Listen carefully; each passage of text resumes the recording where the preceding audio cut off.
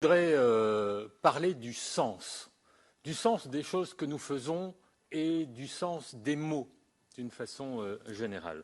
La conférence des régions périphériques maritimes, périphériques.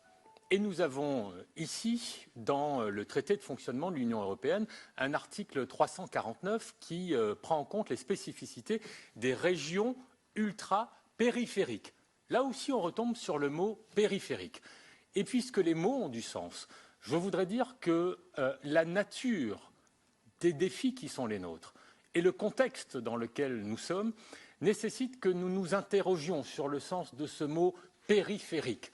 Je crois que, compte tenu des enjeux, et puisque ce qui est en jeu, c'est l'avenir de l'humanité, eh bien, nous ne devrions plus accepter d'être à la périphérie, mais d'être au centre de toutes les actions que nous avons à mener, pour nous, pour nos enfants, pour les générations futures. C'est quelque chose d'important.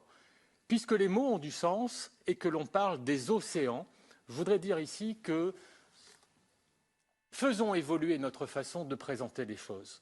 Il y a les océans, mais finalement, quand on regarde, et vous avez montré une carte, quand on regarde au nord, quand on regarde au sud, eh bien, on voit qu'à un moment ou à un autre, tous ces océans se rejoignent.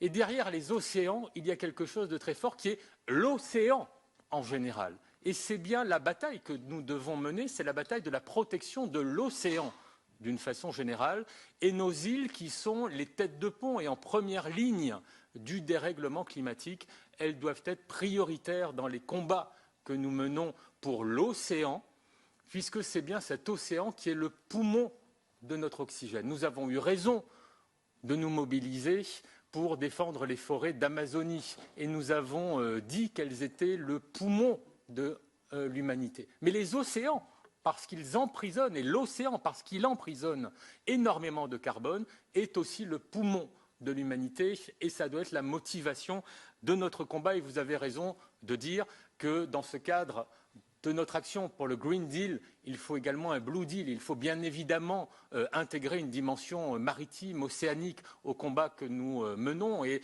le président français Emmanuel Macron a eu raison il y a quelques semaines à Montpellier de dire que l'océan était un bien commun de l'humanité et qui doit mobiliser toute notre énergie. Et puisque nous parlons de cohésion, et que les mots ont du sens, encore une fois, je voudrais plaider pour dire que nous avons besoin de votre expertise. Merci d'avoir tendu la main en disant qu'il faut que nous trouvions une solution pour travailler ensemble, puisqu'il s'agit de cohésion ici, de dire que être en cohésion, c'est être ensemble.